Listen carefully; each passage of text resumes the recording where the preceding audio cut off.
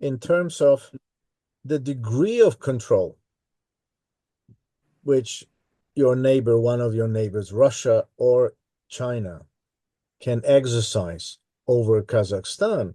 Uh, it's Russia that's a lot more dangerous than China. Yes, and we have to understand that identity, culture, these things matter. Yes, and with the Chinese, I think you're safer than with Russia exercising its influence. And obviously, the problem with the Chinese influence is that, just as you said, more and more often they invest and bring their own labor to execute the plans. Yes, but that's for your authorities to negotiate with China and to try to moderate that attitude. And well, you have oil. China needs oil. China, and do you know that oil pipelines through Russian territory, it will go to Europe? And nowadays, Russia is also threatening to cut off these pipelines. From Kazakhstan to Europe. To Europe. Yeah. Well, because it's our primary source of budget. Yeah. Well, unfortunately, that's what we have. Well, there's one thing which Europe did, and I think is proud of. That is, it cut off its dependency on Russian gas and oil, even at the expense of higher inflation. And but I think that if Putin miscalculated when he invaded Ukraine, and three things. Yes, one, that he thought he would be in Kiev in a few days.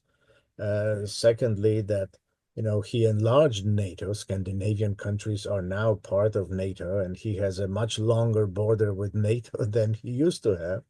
And thirdly, I think European countries became aware of the significance of oil and gas as economic tools of control, which Russia exercised. Even Germans understand it now. So and what Trump is doing now, Trump is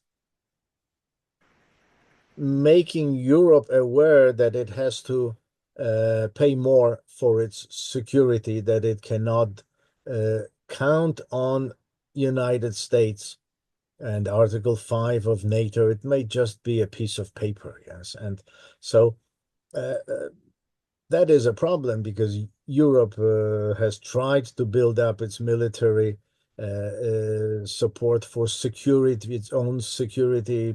I think it's like this will be the third time that Europe will be doing it, but in those previous times, it was more like a political gamble.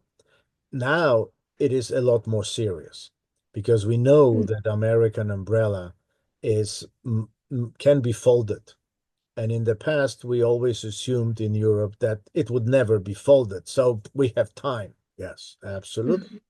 And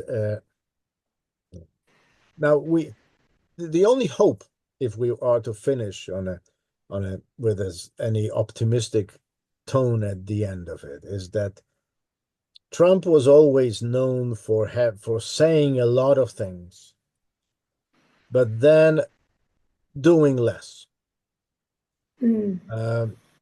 Being impatient, changing his mind when he hits the rock and he hits the wall and sees that this is not the way, he will turn his attention to something else. So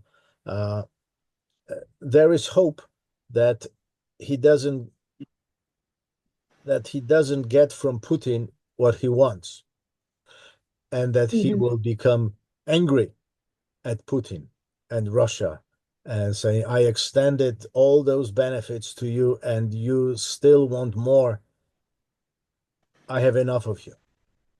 And I know it's stupid, yes, to base your prospects for the future on emotions of one person.